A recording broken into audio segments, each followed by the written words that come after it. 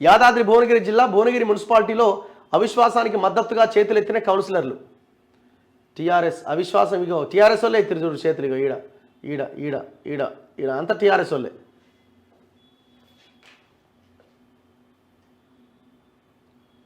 ఉమ్మడి నల్గొండ జిల్లాలో మున్సిపల్ రాజకీయం రసవత్తరంగా సాగుతోంది. భువనగిరి జిల్లా, భువనగిరి, సూర్యాపేట జిల్లా, నేరేడుచెర్ల మున్సిపాలిటీలో మంగళవారం పెట్టిన అవిశ్వాస తీర్మానాలు నెగ్గినాయి.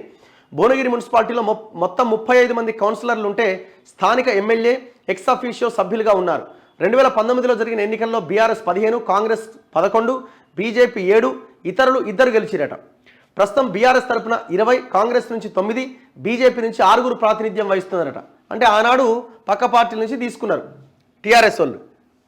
అయితే ఇప్పుడు అవిశ్వాస తీర్మానానికి వీరిలో 31 మంది హాజరైతే ఆ తీర్మానాన్ని బలపరుస్తూ అంతా అంటే మొత్తం బీఆర్ఎస్ 16, కాంగ్రెస్ 9, బీజేపీ 6 చేతులెత్తిరట. దీంతో అవిశ్వాస తీర్మానం నెగ్గిందని ప్రిసైడింగ్ అధికారి ప్రకటించారు.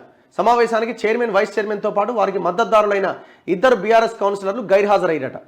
వ్యక్తిగత కారణాల పేరిట తీర్మానానికి ముందే చైర్మన్ ఆంజనేయులు, వైస్ చైర్మన్ చింతల కిష్టయ్య తమ పదవులకు రాజీనామా చేశారు.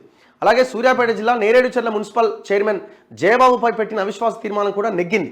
ఇక్కడ మొత్తం 15 వార్డులు ఉంటే 2020లో జరిగిన ఎన్నికల్లో బీఆర్ఎస్ నుంచి 7, కాంగ్రెస్ నుంచి 7, సిపిఎం నుంచి 1 గెలుపొందారు.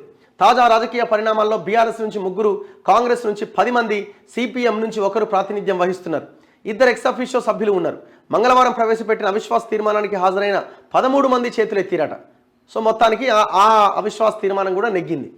సో 2 ఖాళీ అయిపోయి ఇట్లా మొత్తం ఎక్కడికక్కడ మున్సిపాలిటీస్ అన్నీ కాంగ్రెస్ వశమవుతున్నాయి.